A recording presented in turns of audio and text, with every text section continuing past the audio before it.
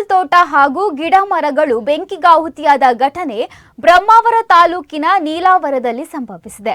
ಮಠಪಾಡಿ ಗ್ರಾಮದಿಂದ ನೀಲಾವರ ಕಡೆ ಹೋಗುವ ಮಾರ್ಗದ ಅಕ್ಕಪಕ್ಕದ ರಸ್ತೆಗಳಲ್ಲಿ ಬೆಂಕಿ ಅಬ್ಬರ ಜೋರಾಗಿತ್ತು. ಜೆನಿತ್ ಡೈ ಮೇಕರ್ ಇಂಡಸ್ಟ್ರೀಸ್ ಸಮೀಪದ ರಸ್ತೆಯ ಅಕ್ಕಪಕ್ಕಗಳಲ್ಲಿ ಬೆಂಕಿ ಕಾಣಿಸಿಕೊಂಡು ನಂತರ ಹಬ್ಬಲಾರಂಭಿಸಿದೆ. ಪರಿಸರದಲ್ಲಿದ್ದ ಪೈನಾಪಲ್ ತೋಟ ಹಾಗೂ ಒಣಹುಲ್ಲು ಗಿಡಗಂಟಿಗಳು ಸುಟ್ಟು ಕರಕಲಾಗಿವೆ. ಪರಿಸರದ ಅಡಿಗೆ ತೋಟ, ತೆಂಗು, ಹಲಸು ಗಿಡಗಳು ಕೂಡ ಸುಟ್ಟು ಹೋಗಿವೆ.